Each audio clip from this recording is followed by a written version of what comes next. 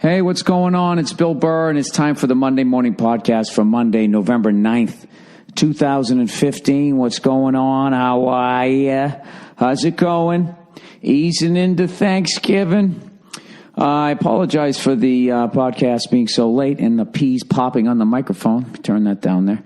I just been traveling like a maniac, man. I've been everywhere, man. I did Philly, and then I did Bethlehem, Pennsylvania, and then I went to Daytona, Florida. And oh, what a time I had. What a fucking time for old Freckles. It's good to be Freckles these days. His fucking year is winding down. I always wonder what my neighbors think when I fucking come back to New York. Like, where's that loud cunt been in a fucking coma? I haven't heard his stupid podcast forever. My fucking roach-infested goddamn apartment back here. Came walking in like this, just fucking... You know, I have the guy come in and spray it, but I don't know.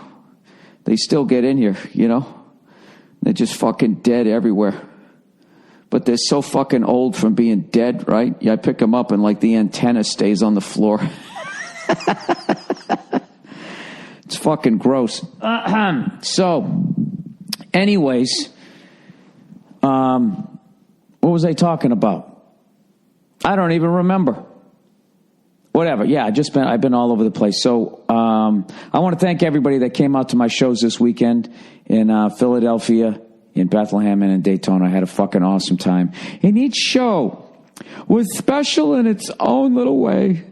The first fucking night was the Philly show, right? So I go to Philly, and contrary to one fucking YouTube video, everybody thinks I hate Philly. I don't. I was actually, this is some shit I've never really even told you guys. I was actually a Flyers fan growing up because when I first started watching hockey, I loved the fact that you could fight. And that's what the Flyers did. So I loved them. You know, I was too young to remember them beating us in the Stanley Cup final in the 70s, so I didn't have any bad will against the guys. I just knew that they beat the fuck out of people. And who doesn't want to watch that? You know, I eased my way into violence, you know. Started off by getting my ass kicked by my older brother.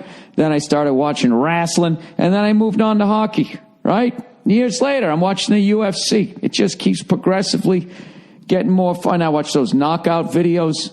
I watch people getting slapped, you know. There has to be a fucking word for the level of excited the person holding the cell phone camera has when they start screaming World Star. It literally sounds like they're on fire. They're so fucking excited that they filmed a knockout and that they're going to get it on the fucking website. Like, they're almost like peeing themselves. I do an impression of it, but I have a show I have to do in about 8 days, and it would shred my fucking voice. I'll try to... I was going to lie to you and say I was going to try and find the clip. I have no idea where the clip is. But, so anyway, I got into Philly on Thursday night. I had the really big shoe there on Friday. So I was like, all right, let me go out and get a cheesesteak. And it was really late. And I didn't have a car, and I just said, fuck it. I said to the guys downstairs, I go, all right, where's the closest place to get a good one? And they kind of made a face. You know, all right, go down the corner. So I went to this place, Kavanaugh's. It's a sports bar. One of the coolest thing I saw, they had the fucking Phillies 1980 World Series banner in there, which was cool. And I went in, I got it with the tater tots, and I got to tell you, it was pretty fucking tasty. Pretty goddamn tasty. Straight across the board, I give the fucking cheesesteak at Kavanaugh's the fucking thumbs up. Right? So then the next day, right, we got the show. So I'm walking around. I'm doing what I always do when I go to Philly, right? Fucking checking out the downtown area, and I always end up over at Mitchell and Ness just to see what the fuck they have. And I bought my godson something. And what else did I do? I just walked around. I enjoy the goddamn city. I don't do the touristy shit. You know, I meant to check out the Joe Frazier fucking statue, but I didn't have time. So anyways, so we got to go do the fucking show, right? It's at the Wells Fargo Arena. Speaking of the Flyers and the fucking 76ers and all that shit. So me, Verzi, and Joe Matarese are on the show. Matarese is from Philly. So we're driving over there. I'm using the fucking, I finally changed in the phone. I changed it to a guy's voice. So at least it's a guy telling me what to do. As opposed to that fucking broad nagging me the whole way, right? Causing my balls to pull up into me, right? So I fucking, we're driving over there. And of course somehow we get lost. Trying to find a fucking arena. And I literally see, it says parking for event, but the fucking computer cunt didn't tell me to turn, or my thumb grazed against something and just shut the fucking thing off, so I went right by it. And when you miss the Wells Fargo Center, headed south, you end up in the fucking swamp.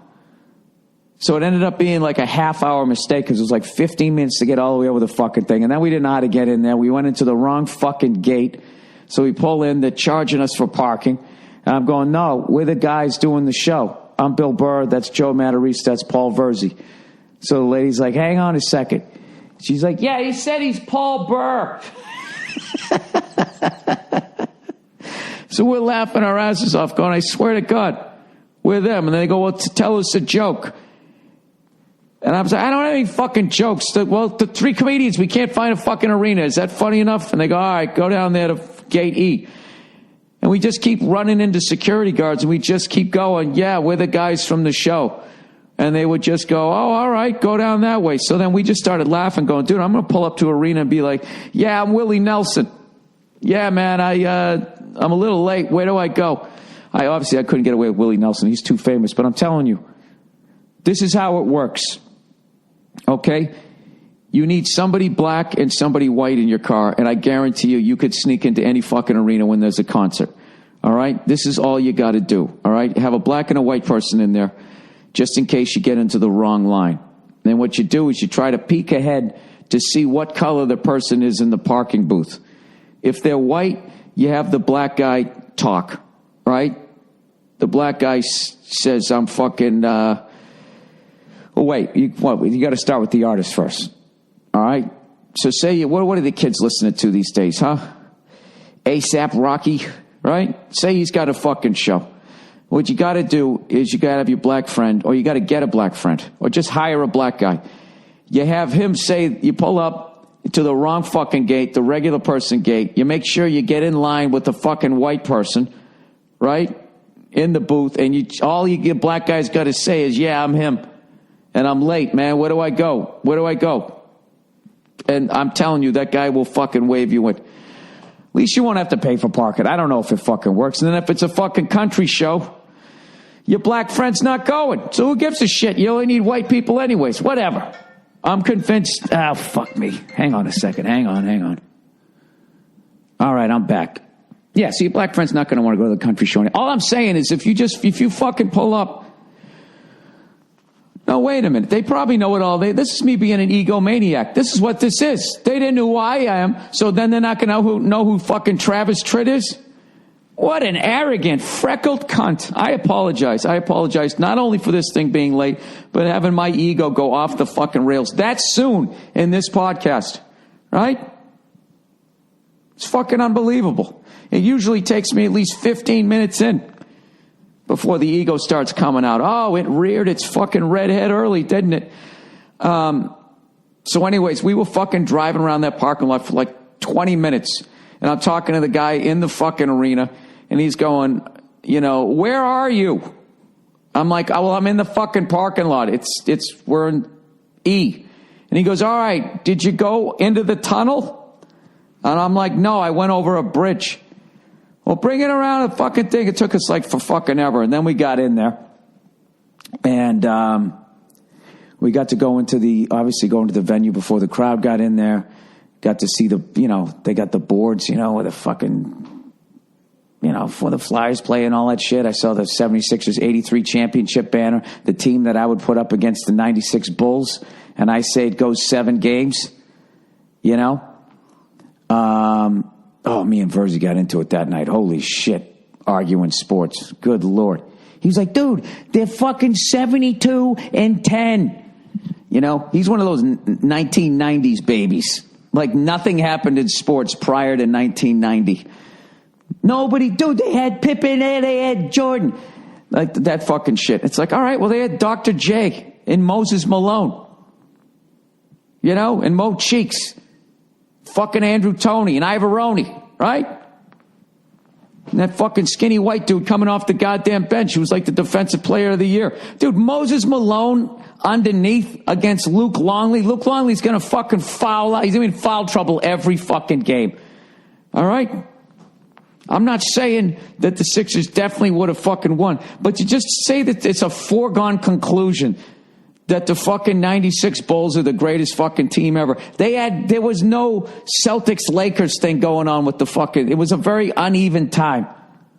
You know, and people are, it's because Jordan was so good. I'll give you a little bit of that. All right? But dude, when the fucking Celtics, Lakers, and Sixers were all good in the fucking 80s, and then the Pistons came along, I mean, dude, you had to fucking commit mass murder just to get to the finals. People throwing clothesline, Kurt Rambis's glasses flying across the fucking court. It was a man's fucking game. I'm being that old guy. No, I know it was in the 90s too, but I'm just saying. There wasn't any Kareems. There wasn't like, you know, the Celtics and Lakers were fucking littered with Hall of Famers on both sides. You know? I don't know. What am I, fucking Bill Simmons? I don't know shit about fucking hoop. I'm just saying. I just hate how everybody, oh, yeah, he'd do this and he'd do that. And Moses and Dr. J would just stand around watching him going, gee, holy mackerel. Golly gee, are these guys good. We get into that argument all the time, and he also gets the argument that Mayweather's the greatest fucking middleweight of all time. I'm like, Paul, Marvin Hagler, the problem is Marvin Hagler, Sugar Ray Leonard, Tommy Hitman Hearns, and Roberto Duran all fought at the same fucking time. So they took losses. You know what I mean? I'm not saying that he would lose to all of those guys, but he'd lose to at least one of them. Wouldn't he? Oh, I sound like an old man in a barbershop. I'll tell you, back in 1972. Fucking voice is junk, dude. It's junk doing all these fucking shows. And I got to be honest with you, man. I'm done with cigars, man. I smoked my last one in Philly, and I didn't even want to smoke it. I just did it because we were with a bunch of people, and they wanted to head over there. But I didn't even tell you about the show. So Verzi goes up to open it, fucking crushes, and which made me feel really good, obviously because the last time I did a really big show out there, things were a little more aggressive, so to speak, and I had a lot of interviewers asking me about it because I wasn't even thinking about it because I've been back to Philly like 6 fucking times and I never had a problem. But they just kept, well, this is a big show, so do you think this one? Huh? Do you think they're going to treat you like an asshole? As they say in Philly, asshole. And then Joe Matarese went up, by the way, who I hadn't seen. He's a guy I started out with when I first came to New York. He moved to New York right around the time that I did. Came up from Philly, and I came down from Boston. And, he's even funny that I remembered. He absolutely fucking destroyed, did it dead on. Was it Harry Callis? Am I saying his name right? Sounded exactly like him. Now, Philly people know him as the voice of the Phillies. I knew him from NFL Films, taking over for the voice of God. And he absolutely murdered, and I highly recommend you check that guy out if you get a chance. And you can follow him on Twitter at the Joe Matarese, Matarese, the Joe Matarese. I believe he's got a special or something like that coming out. He was fucking hilarious. And then when we were driving away, he was doing a dead-on Tony Soprano. Fucking dead-on. It was unreal. So we had a great time, and then we ended up going out and we smoked some cigars. I was a good boy. I had 1 glass of bourbon. That was it. I smoked a cigar, and me and Verzi were at each other's throats, fucking arguing sports. And then when we left, we got cheesesteak number 2. Number 2. And where did we go? We went to something like Mike's Princess Steaks or something like that. I can't even remember. I don't remember the name of it. But that one, I thought the bread was good. I thought everything was good, but the steak. I thought the steak wasn't as high a quality as what I had at Kavanaugh's. And I'm not even talking about was it Pat's and Geno's? I've been to those fucking things. I'm trying to go to the satellite ones. I didn't even get to the ones. That roast beef one was closed by 7, so I never made it to that one. But I still had a good time. But Jesus Christ, what a fucking shit show. If you want to see a shit show, get a fucking cheesesteak at 2 a.m. in Philadelphia on a Friday night. Good Lord. People just swaying in the fucking breeze. Right? And then the people I walked in with, they were fucking hammered too. I wasn't. I'm fucking sober, right? Go walking in. Matt Reese goes like way too loud, like drunk voice. He goes, yep, every fucking loser in Philly out here to get a cheesesteak. And I was like, Joe, shut the fuck up. Shut the fuck up. You know? And then first he goes, Jesus Christ. He goes, look at the haircut on that fucking animal over there. Way too loud. Way too fucking loud. I'm going, Paul, shut the fuck up. Shut the fuck. So I was that guy. I was basically not even a designated driver, like a designated walker. And everybody in there, I swear to God, was swaying. They were so drunk. Like 90% of the people in there were swaying. I felt like I was on a fucking ship and I was some salty dog who had his sea legs and everybody else was just sort of fucking floating around. So anyways, we get to cheesesteaks. I fuck up the order. The guy's all impatient with me, and I was going to be, you're doing that Philly thing where you get all fucking impatient because I don't know how to go, yeah, give me 2 wit, give me a whiz wit, and a whiz not, you know? So I got that little experience, and then as we were eating, we were finishing up right at the exact right time. Like the white dude with all black friends came walking in, and he was trying to, you know, I don't know what he was trying to do. He was unbelievably loud. He was being fucking rude, and he was going to get all of his friends into a fight. When we fucking left, I was like, let's get the fuck out of here. And I don't know. I had a great time. I actually also ate a really good breakfast place. Little Pete's, I think it was called. Greasy Spoon. I fucking loved it. And the lady behind the counter who works the day shift is a fucking riot. I was sitting there. She got me my drink order, and she goes, you ready? And I was like, yeah. She goes, what do you got? And I just laughed. I go, let me get 2 eggs. Fucking, what do you got? What do you got? I don't know. Hunger pains? So anyway, so we had a great time there. And as I said, I can't recommend going out to see Joe Matarese enough, man. Like, he fucking blew me away. Verzi, of course, was great as always, but I always like throwing out new names on the podcast, people you could check out. The Joe Matarese on Twitter. Hang on, I'm punching this in. Never can talk and do my password at the same fucking time. If I went into my settings and figured out how to make the screensaver not come up every 2 fucking seconds. All right, let's do a couple of reads here. Let's do a couple of reads, and believe me, that's all I have. You know, as much as you guys enjoy the improving during the advertising here, it's costing old Freckles some money here. Who gives a fuck? I started doing this for fun, right? And I'm always going to have fun. Trunk Club, everybody. Oh, Jesus, it's a trunk full of clothes. Shopping is awful. And so are most of the people that you date. You know, until you find the one. So chances are not only you're shopping and you're not having a good time, you're with someone you don't even want to be with. So it's doubly bad. Wouldn't it be nice if a whole trunk full of clothes showed up and you could, you know, open it up, take the clothes out, crawl in it, and close the fucking lid so you can't hear that fucking person you don't want to be with? Shopping is awful. Who has the patience? Who has the patience for crowded stores or the time to try on 10 pairs of pants that don't even fit well? I'll never understand that sentence. 10 pairs of fucking... Well, maybe if you knew your fucking size, you know? What were you, bulimic for a month? But here's the problem. You still want to look great. That's what it is. You're bulimic and you don't have the strength to lift up the fucking pants. Are you making fun of people with eating disorders? Yes! But here's the problem. You still want to look great. And with Trunk Club, you never have to set foot in the mall again.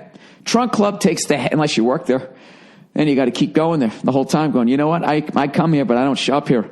Hey, I'm above this. And with Trunk Club, you never have to set foot in the mall again. Trunk Club takes the hassle, man, out of shopping by shipping you a trunk of clothes that fit perfectly and make you look like $1 million with all the new fall styles, ladies. Who can turn the world on with her hat? Who can take a double breast and not look so fucking fat? Well, it's you, bitch, and you should know it. Oh, Jesus, my voice stinks. Trunk Club at trunkclub.com/Burr. You answer simple questions about your style, preferences, and size, and you're assigned an expert stylist. They curate clothes from the best premium brands, and you approve what you like. And just like that, a trunk arrives on your doorstep filled with hand-picked clothes right out of their grove. Some old guy walks right out to their grove and there's pants on a tree, picks them right off. Clothes that are perfect for you. Try them on. Keep what you like and easily return what you don't in their prepaid trunk. This is not a subscription. You should keep all the clean clothes and throw your dirty ones in there. See if they notice. This is not a subscription service. You only pay for the clothes you keep from your trunk. No hidden charges, just great clothes. Get started today, and Trunk Club will style you for free, man. Plus free shipping both ways. Well, they just roll into the cost of the clothes. Who's kidding who? You only pay for the clothes you keep. To take advantage, go to trunkclub.com/Burr. One last time, that's trunkclub.com/Burr for a trunk full of clothes, filled with clothes you'll love wearing. I know I said too many clothes there. Oh, here's our old buddies. Boop, boop, boop. Me undies. No more sweaty taint. Boop, doot, doot. Me undies. Your balls are dry. Don't say they ain't. You got that cotton all up your undercarriage. Oh, why did I say carriage? Farriage. It's marriage. Undercarriage, your balls won't stink. It'll help your marriage. Jesus, that took a while. Oh, when you get some undies up against your balls, you'll have a weird smile on your face. Oh, yeah. People think that you got some sort of problem or an inner ear imbalance. All right, MeUndies, everybody. We all know how sexy confidence can be. And that confidence comes from being, well, to a certain point. You know what I mean? What's his face down there on the Carolina Panthers? That fucking great quarterback there? Cam Newton. Yeah, that guy hams it up too much. He hams it up. I'm already, even though I love, you got to have the fucking sound down. And after he throws for a touchdown or run, especially if he runs for one, you got to look away from the TV. You know what I mean? I just, that stupid, all the fucking time. And tearing his fucking shirt open. You know what's funny about that end zone celebration is as he gets older, he's going to have to fucking adjust that. Because inevitably that game beats the shit out of you and you just become an old fucking man. Right? So he's going to, I'm predicting Cam Newton in his 17th season when he's breaking all the fucking records. When he runs for a fucking touchdown, rather than ripping open his jersey doing the Superman thing, he's going to mime like putting on a sport coat. That's what I would do. Oh, would you, Bill? Would you there? Never played a profession, even fucking Division 19? Huh? You freckled cunt? Looking all sickly? Where do you get off making fun of that fucking superhero? Well, I don't know. I'm an old grumpy man. I really did enjoy that game, though. Am I still doing the undies thing? I am, right? Confidence is sexy, that's right. But how great can you feel when your underwear is wrinkling up and riding up your fucking balls there? Or maybe getting into the folds of your clam. MeUndies gets it, and that's why they've created the world's most comfortable underwear for a daily dose of confidence. MeUndies is made of modal, a fabric that's twice as soft as cotton. That's twice as soft as whatever underwear you're wearing right now. MeUndies has tons of colors and styles, and the only place to get matching pairs for men and women. They even release a new design every month. I wear whatever free pair that they give me, and boy, oh boy, do I love a free pair of comfortable underwear right up against my balls. Plus, we all know that paying for shipping sucks. So, MeUndies has removed that from the equation. Yeah, rolled it into the price of the underwear. We're not born yesterday. All orders in the U.S. and Canada ship for free. MeUndies even has a great money-back guarantee. If you don't love your first pair, you get to keep it for free. Even though you don't love it, you got to keep it forever. You literally have nothing to lose. To sweeten the deal, MeUndies is offering you 20% off your first order at MeUndies.com/Burr. That's a special offer for just my listeners and wherever else they advertise. Make sure you go to MeUndies.com/Burr to get 20% off your first order, and so that they know that we sent you. You know what that just reminded me of? I don't know why. Everybody freaking out about that fucking missile that the Navy shot off. You know, this is the beginning of World War III. Well, great. Great. And you know what? We're all going to be dead. So what are you fucking worried about? You know what I mean? I would be much more worried if somebody released one Cobra into the fucking Los Angeles area and I knew that it was somewhere in the hills where I hiked. If there was one Cobra there, I would be way more fucking nervous. Like if they said right now, we have a special news flash, China has just shot a bunch of nuclear weapons. They will be here in 6 minutes, so get your affairs in order. I would go over to the fridge, and I'd get out a pint of ice cream, and I'd sit there, you know, like a little kid sits in a big chair, and he kicks his legs up and down like a scissor. That's what I would do. Oh, boy, I'm going to get vaporized. I'm getting what everybody wants, a painless death. That's what you're looking at when you see the nuclear weapons. What you're looking at is a painless death. I'm all about them. I love the warheads. I'm a big warhead fan. You know, I like that we're puffing each other's chests up. You know what I mean? China's, we're like, why I oughta? And China's like, why we oughta? And then Korea's like, hey, what about us? We still count, right? I don't give a fuck. I really don't. I'm a grizzled vet of this shit. I grew up in the tail end of the Cold War. I remember that shit, right? Everybody says they're going to do it, and then they never do. Okay? Until they do. And when they do, you're not going to know it because it's going to be over. At least I won't know it. That's one of the great things about being in a targeted city. You're going to have no idea that World War III even happened. You're just going to wake up, wherever the fuck you go. Or maybe you just become part of the radiation. That the next people are going to climb out of.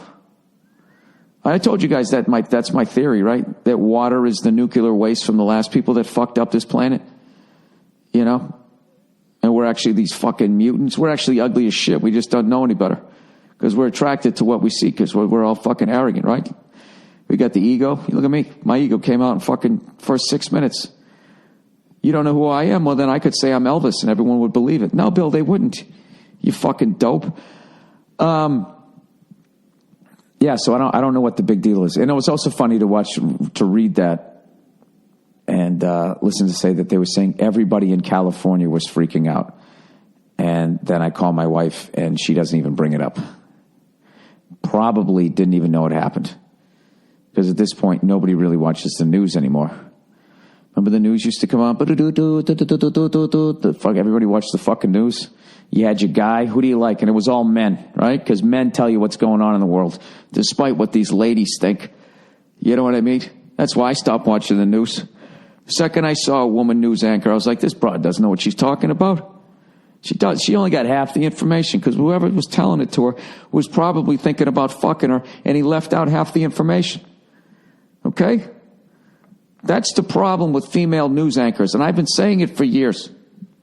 And you can hide behind your sexist, he's a sexist comment. All right? There's not an ounce of comedy in this right now. I'm just trying to give bloggers an easy week. I am dead serious.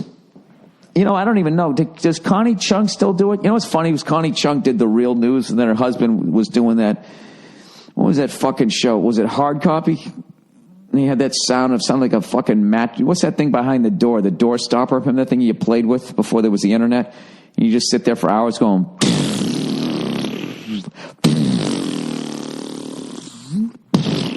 That's a hard noise to imitate. You just sit there fucking with that, right? He was on a show that was the sound effect as they went into every story. And Connie, right, was actually talking about real shit that was, well, at least, the edited real shit, our version of the real shit that was going on. I would love them to sitting there as they both talked about, the news stories that they were excited about. she was reporting about the Berlin Wall coming down, and he was talking about to some paper boy who fucked the postman's wife. You know what I mean? I don't know. I guess I just find relationships interesting. All right, LegalZoom, everybody. Yeah, we're still doing advertising, by the way. LegalZoom, everyone. You shouldn't have to choose a random lawyer who charges expensive hourly rates when you need legal help. Yeah, what are you, in the drunk tank? You're at home. You should have your fucking choice. But the legal system is so complicated. What other choices do you have when you need help with your business or want to protect your family? Start with LegalZoom. They make it easy. For more than a decade, they provided a way for regular people like you and me to confidently navigate the legal system. I'm not regular like you guys. I could say I'm Willie Nelson and they would believe it.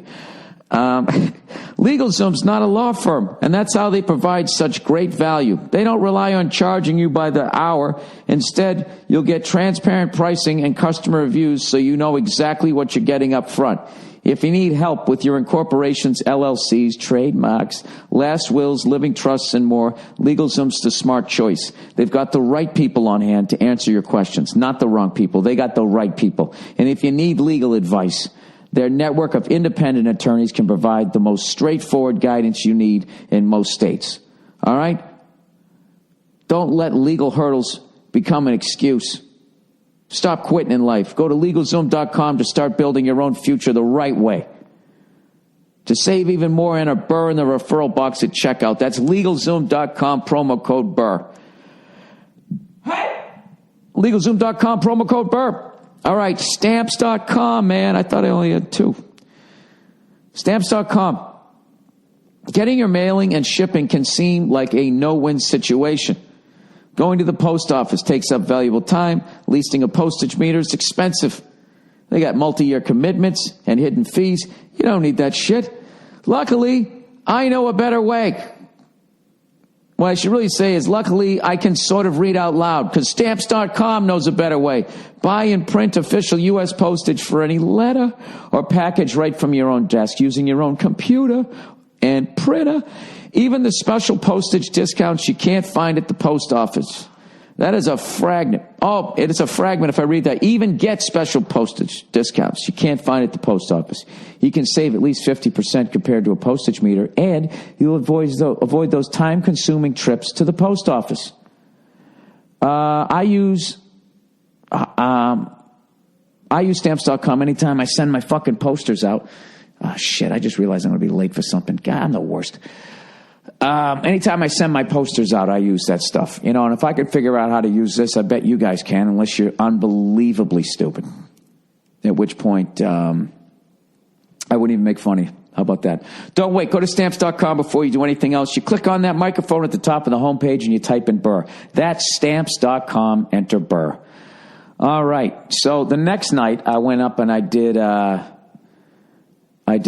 Sands Casino is proud to present a wonderful new show, A Man and His Music. And the man is Frank Sinatra. How the hell you people get in my room? Come fly with me, you big fat fucking whore. You guys ever hear that album? Oh, what an album that is. It's with the Count Basie Orchestra. There's a casino. There's a town I know where the hipsters go called Bedrock. Twist. There's a Bethlehem, Pennsylvania. There is a casino in there that pulls in like $1 million a day. They make bank. I walked in there. I got there early. I talked to this fucking zombie. She must have hated her job. I don't know what it was, but the way she was talking, it was like that, just that sing-songy everywhere. I'd be like, yeah, where's the gym? She'd be like, okay, the gym is right down the end of the hall. What time's checkout?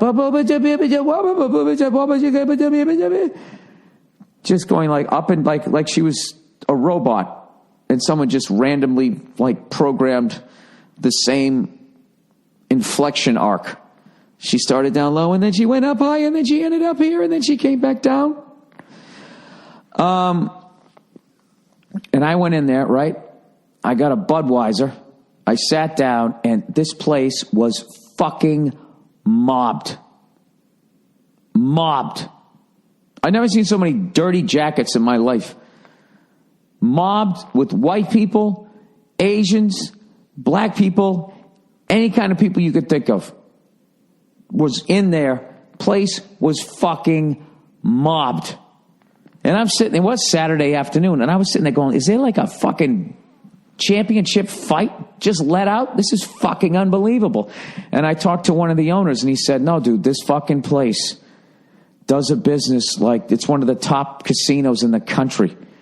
And I'll tell you what else it is. It's one of the top venues I ever performed at. I had the best fucking time. I don't know what it is. Just certain rooms you walk into, they got that magic, right? You stand to the side of the stage and just feel it. Like, this is going to be fucking great. And I think I did I might have done an hour and a half on that one.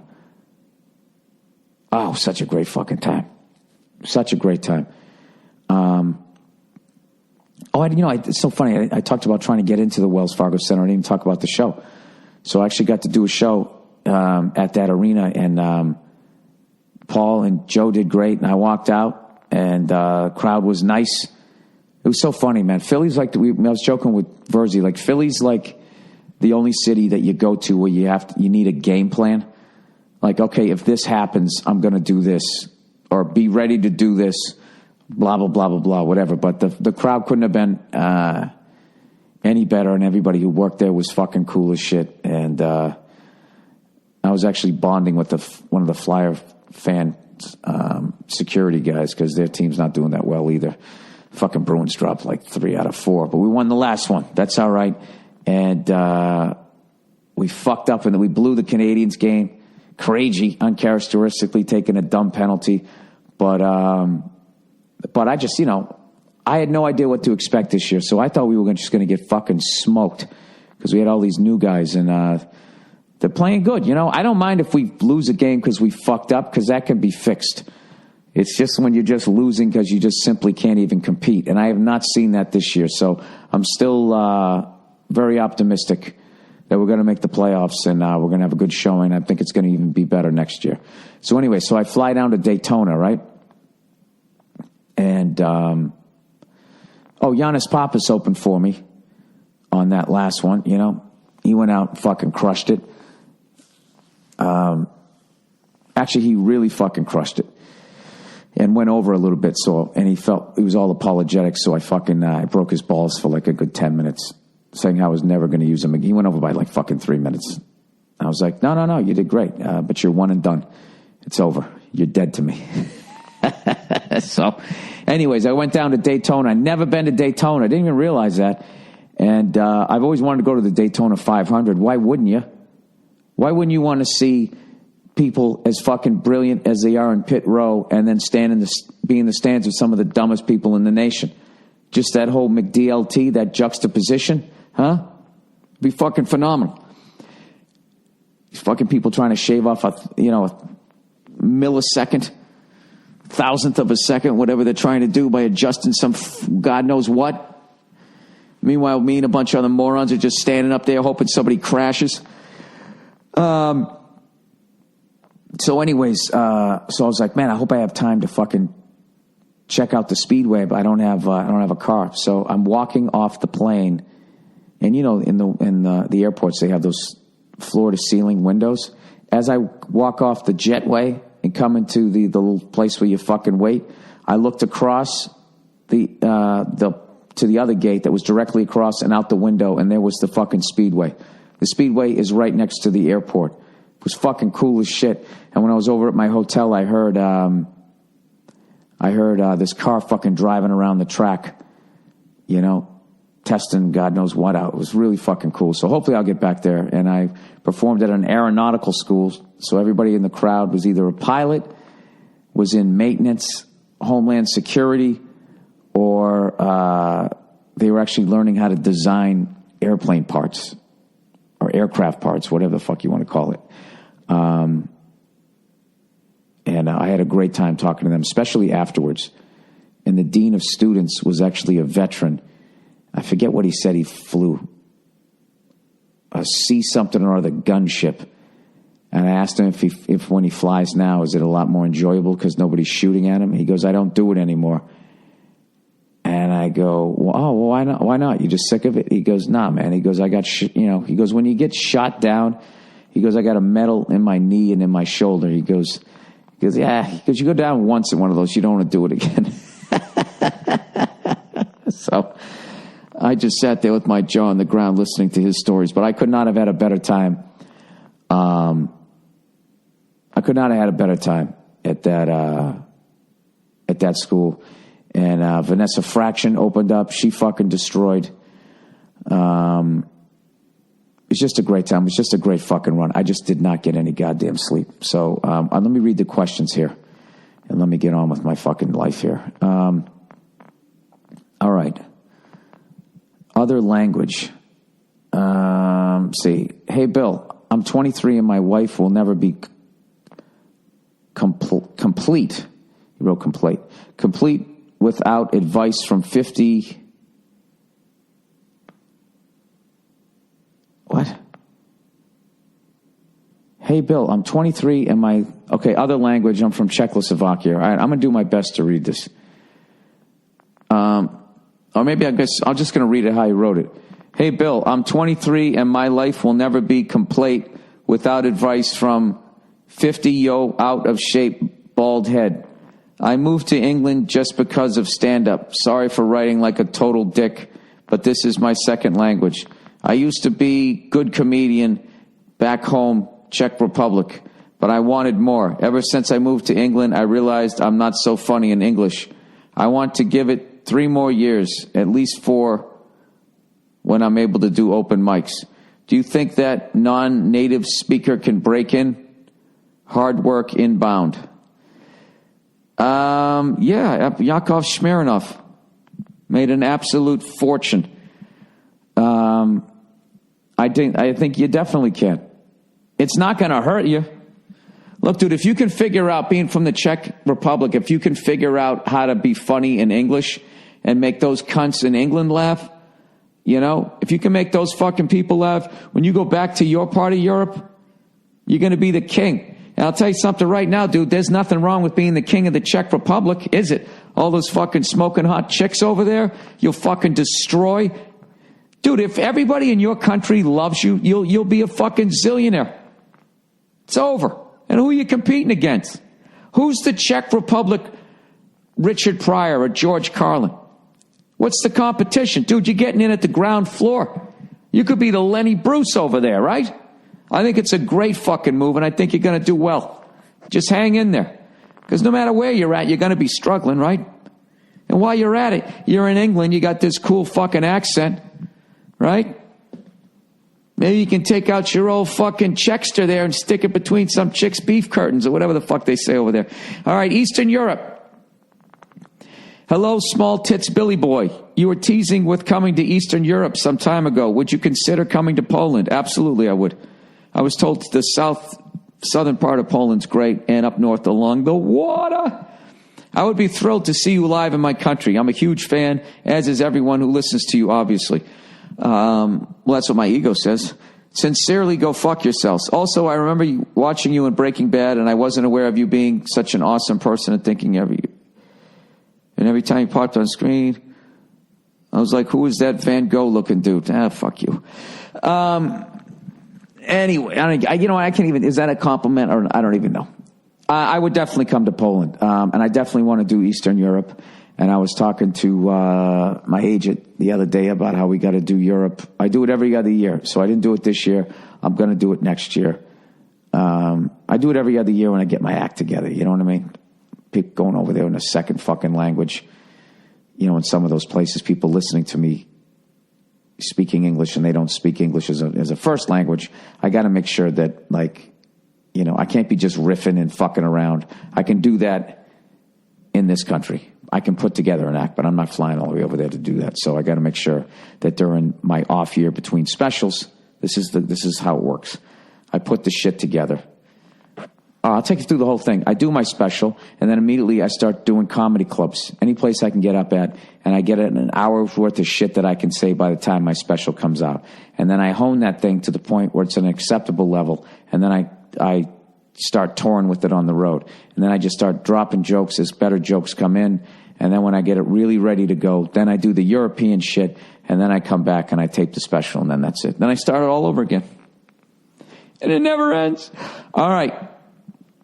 Here's something about Cleo. All right. Dear Billy Bruford, I have a theory on Cleo's behavior and an explanation for her peeing in the house. All right. For those of you who didn't listen last time, or for those of you in the future who just grabbed this one out of a whole slew of them, how are you? Was there a nuclear holocaust? Well, great. You survived it. Are you in your bunker? How many more cans of beans can you eat, you cunt? What's it like living in a world without ESPN? Da-da-da, boo-doo-boop. Oh, you know what? If you're actually in a bunker right now in the future and you're listening to me, I should probably be a little more positive, right? Okay, just what makes that little old ant think he can survive a meltdown from a nuclear plant?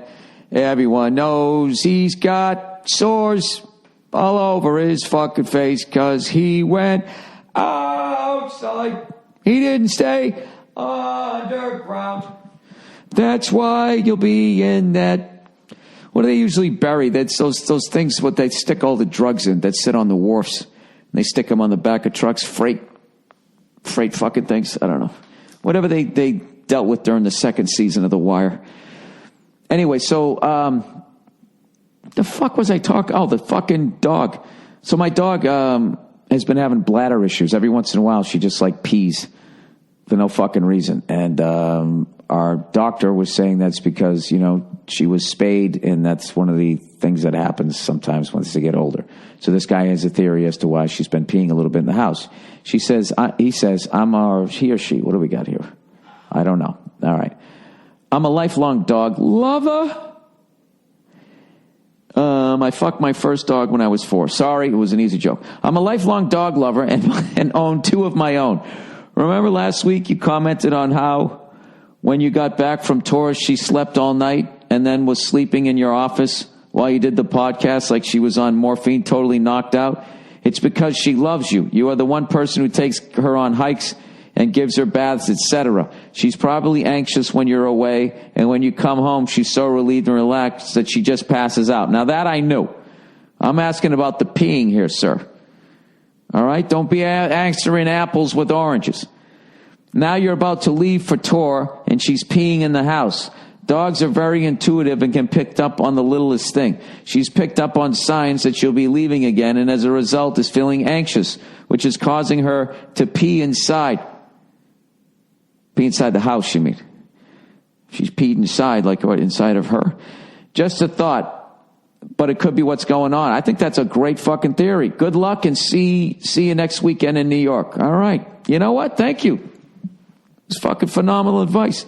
Way better than anything I've ever said on this podcast. Oh, come on, Bill. Don't beat up on yourself. Well, I know. All right. 89-year-old tries stand-up for the very first time. Hey, Bill, did you see the article and the video of the old guy trying stand-up for the first time? At first, the video came out and he was praised. Then it came out that he lifted the jokes, and some people turned on him, saying it wasn't that big of a deal if he memorized them. I feel both ways. Seems like he could have put together a couple of one-liners with all the old people downtime he has. Other part of me says he just wanted to stand in those shoes and see what it feels like. Like if you started flying a helicopter at 89 but had the instructor take off, so you just did the cruising around in the air. Thoughts? Yeah, man. Well, first of all, he probably came from the Henny Youngman era when most of those guys, you know, not saying Henny Youngman stole, but like back then, like people just did street jokes. 2 guys walking to a bar. But I actually think it's kind of cool that he's 89 years old, so he got to feel like what it was like to do stand up. He got to feel like what it was like to be famous.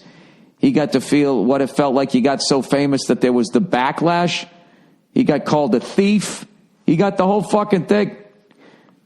Look at him. His second set's going to be called his big comeback, like Travolta in fucking Pulp Fiction. I think it's wonderful. I'm glad that he did it. And I don't have any problem with him going. That's a fucking adorable to see an old guy go up there at 89 telling old jokes.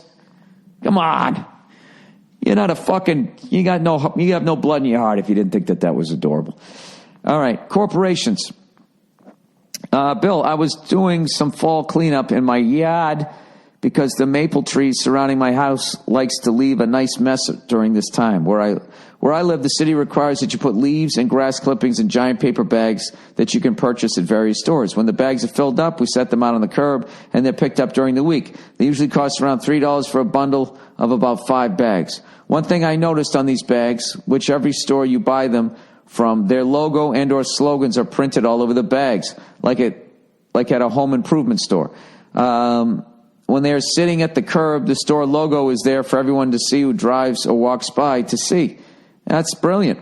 I realized that because of this, I am advertising for that store for free, or actually paying them to advertise for them.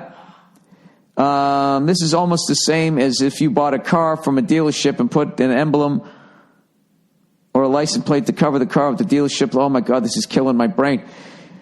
I just didn't get enough sleep. If I could find bags that were blank, I would get those, but I have not. I thought to tell you about this because of your bit about automated cash registers at the checkout stores, and was wondering what your take was on something like this. Love your comedy. Thanks. Go fuck yourself. I don't got a problem with something like that. Who gives a fuck? You went in, you needed bags. They had bags. You gave them to them. They put their names on them. I don't give a shit. It's no skin off my fucking back. My thing is working for free. I guess technically you could be a jerk and be like, you owe me money for advertising out in front of my house. Start renting out the space at the end of your driveway. I mean, that might be a thing in the future, a way to make money from home, like rent out your mailbox, let people put their logo on it. That'd be hilarious. And you have to start whoring out your kids. Listen, you call up like Nestle and just say, listen, my oldest daughter, I'm not trying to be weird, but she's really hot and everybody wants to fuck her. So they're always driving by the house. So I was thinking, what if you guys put like your little fucking hot cocoa sign on the side of my mailbox, So all those guys, they'll think that, oh man, if I buy this hot cocoa that they can fuck my daughter, and they're not going to do it. There's no way they're going to do it because she's already banging one of her teachers. You see what I'm saying, Nestle? And they'd be like, all right, man, we'll fucking do it. All right, new relationship. Hey, Bill, I need your insight. I just started hanging out with this girl who's 17 years younger than me. Yes, we have had sex, but we have not had butt sex. What the fuck? I'm 45 and she is 28. Every time I try to calm her down for that kind of action, her left leg starts spazzing out and she freezes up. Should I dump her or move on?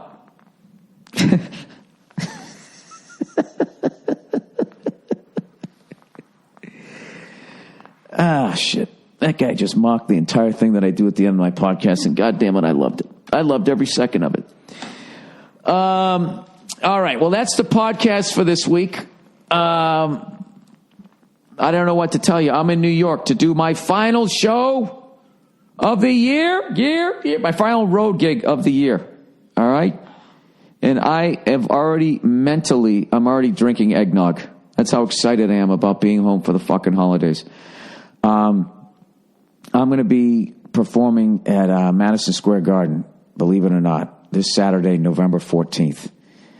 And for those of you who saw, I put out a teaser for F is for Family that's coming out on December 18th, everybody.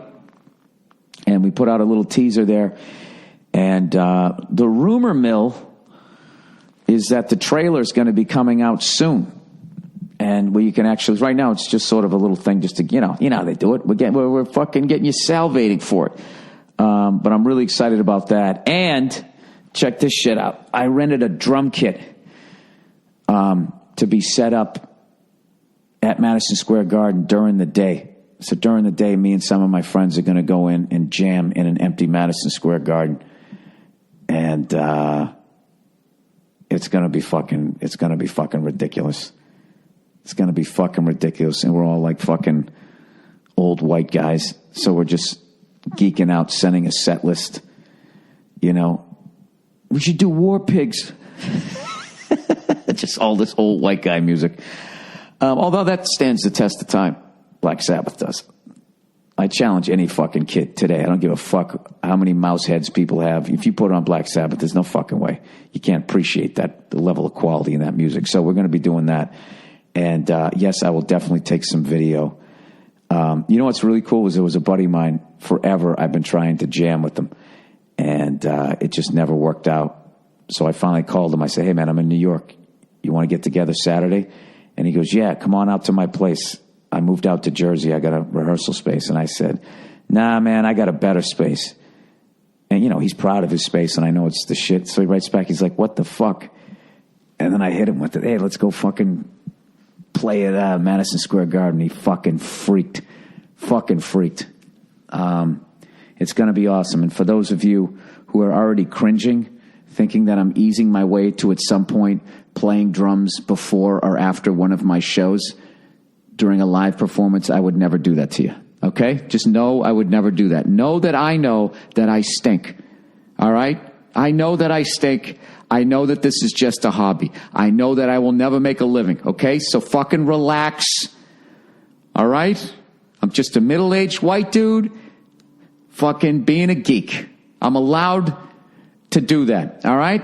Okay. Well, that's the podcast for this week. It's a little bit short, but I'm a little short on time this week. I'll make it up to you on Thursday. That's it. Don't take any shit. Go fuck yourselves, and I'll check in on you on Thursday.